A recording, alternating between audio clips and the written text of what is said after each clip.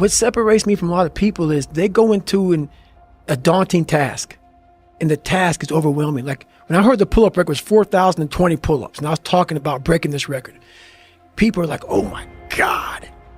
I went right to a pen and paper. They go, what are you doing? I'm doing the math, man. What are you talking about? I'm open-minded to the fact that, okay, if I do 5 pull-ups in a minute for so many hours, I can get so many pull-ups in. How much time do I have to rest? I was breaking the math down. You have to be open-minded to the possibilities that I can do this. Once you shut your mind down to the possibility that it can be achieved, there's no way it can happen. So that's why my eyes and my body light up about things, because I know that if you're in a fight, you have to attack. You have to keep attacking. The enemy has to know he is not going to give up. You must break the soul of whatever is in front of you. That's what I realized. I was never breaking the soul of anything in front of me. So that's why I came with the thing called Taking Souls in my book. I don't follow people who talk about what they used to do in life. I don't give a what you used to do. I don't care that, you used to be the best mother. I don't care. What are you doing today? You may not be that person now, but what are you still doing to try to excel in life? And a lot of people now are talking. I hear so much talk. I don't hear a lot of work. I hear a lot of people telling you what you should be doing, how you should be doing it, how you should be living. And I look at them and you're fat, you're out of shape, you look like but you're telling them how to live. No, man, I won't listen to you. There's so many people speaking this, and that's what bothered me a lot in the military. There's a lot of people talking. I don't see the real suffering behind it, behind what you're saying. That's why everybody said, man, you talk with so much passion because it's a real place. It sucks to get up in the morning time. It was raining like cats and dogs. I don't want to get my shoes on and go run. But guess what?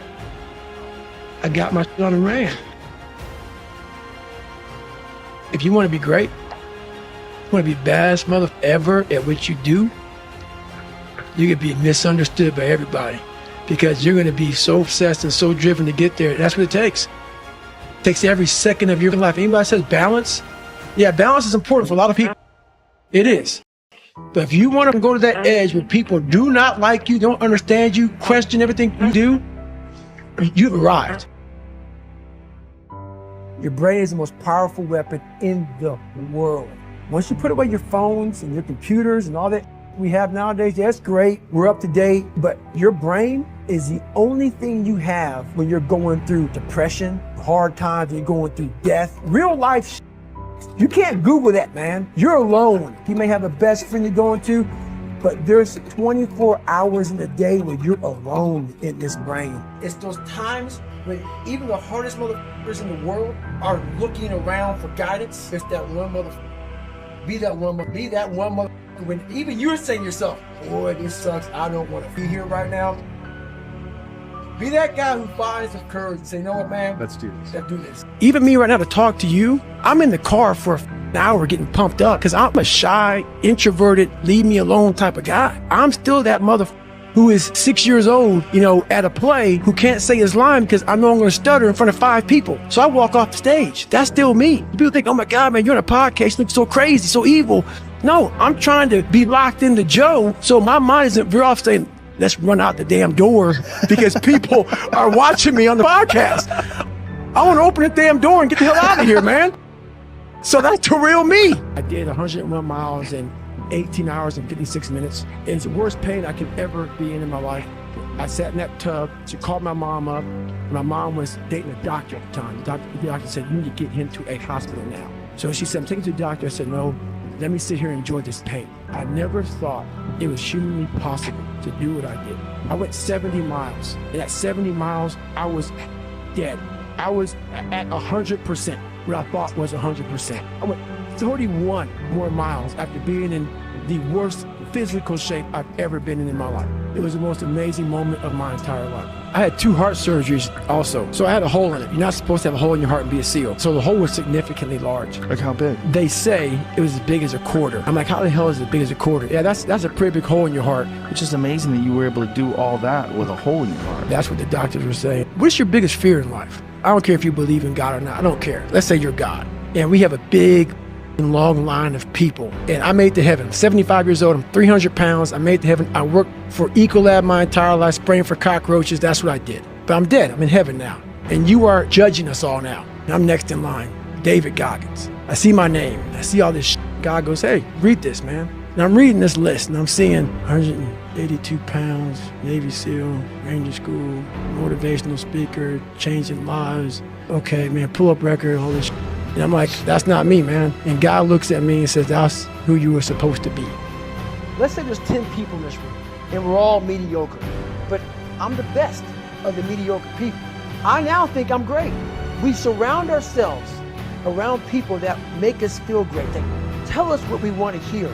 The second we put ourselves amongst the uncommon people, we don't like that feeling, that challenge and feeling of that person waking up at 3:30 in the morning and saying, hey, push your shit on, we're going for a run. We don't like that challenge. We like that person who says, hey, you know, man, I don't feel good today, man. And they say, oh, it's okay, brother. Take the day off, never get a pizza and watch the game. We like that. We don't want that motherfuckers like this. Hey, man, no, bro. Get your shit on, man. Stop being a punk. We don't want that in our lives. We don't want that person who's constantly challenging our weaknesses. We want that person who's constantly, making us feel nice and good and secure in ours. That's the mediocrity of life. If you want to be great, you want to be the best motherfucker ever at what you do, you're going to be misunderstood by everybody because you're going to be so obsessed and so driven to get there. That's what it takes. It takes every second of your life. Anybody says balance? Yeah, balance is important for a lot of people. It is. But if you want to go to that edge where people do not like you, don't understand you, question everything you do, you've arrived. Going into combat, going into war, out of the 100 men that go into war, 10 shouldn't even be there. 80 of them are just targets. 9 do most of the fighting. 1 is a warrior. Get back to work. It's time to get back to work. Stop hearing yourself talk. Don't be on social media too much. Cut out all noise. Get back to the mental lab because that's where the knowledge came from. These people who hate on people, I've studied them and I gained a lot of knowledge from them because I gained a lot of knowledge for myself when I was in that dark place. Back in the day when I was sometimes getting bullied or in a dark place, how sometimes that would have bothered me. How I would want to clap back. I would want to be on there all day explaining myself to people. And how now I'm in a place now where I can hear it. I can actually know where it's coming from. So I don't just listen to it and make fun of it. I actually study it because I was once that negative person. I was once that person who saw someone successful and didn't see how can I get there. I was like, oh, yeah, they're probably cheating or they're probably doing this. I was that negative person because I wasn't there and I didn't want to work to get there. It's almost like reflecting an older version of you back to yourself. 100%. Lifting weights, people don't get it, man. It's not like lifting weights. It's like, we go and do so many reps. People go, oh, you're only doing, 90 some pounds on the incline. Motherfucker, do 5 sets of 25 with a superset of push-ups, superset of curls, superset of pull-ups, superset of triceps, superset of, what else was it? I forget what it was. It's a superset, man. So we're going through lifting lightweight, but for massive, massive amounts of reps. And so you're totally swollen. And it's just some of the best workouts in the world between me and him. The biggest question I get is, so when do you rest? When do you recover? Yeah. And I don't want to scare people, but the truth answer is, I don't take any days off. No days. No days. 7 days a week. 7 days a week. Well, what is a normal day? Normal day for me, a normal day. So let's say a light day. Light day. Light day is at least a 7-mile run. I will every other day, so about 4 days a week, calisthenics plus gym workout. So I don't do any gym workout without hitting pull-ups, push-ups. I call it nickels and dimes. So 5 pull-ups, 10 push-ups, or I'll go, quarters and whatever, it's 25 pull-ups or in 50 push-ups. So I have all these different things I messed up. So I will do weights with calisthenics. And every single night I stretch. That's what's disappointing for me, for other people. It's not that I want to live there. I know I can go there. And once again, I know other people can go there. So I guess that's the thing with me is I know I have the ability now to go to a place that's very, very hyper-focused, that I can accomplish some pretty amazing feats. Not because I'm amazing, because I allowed my mind to be open-minded for the possibilities of what can I achieve.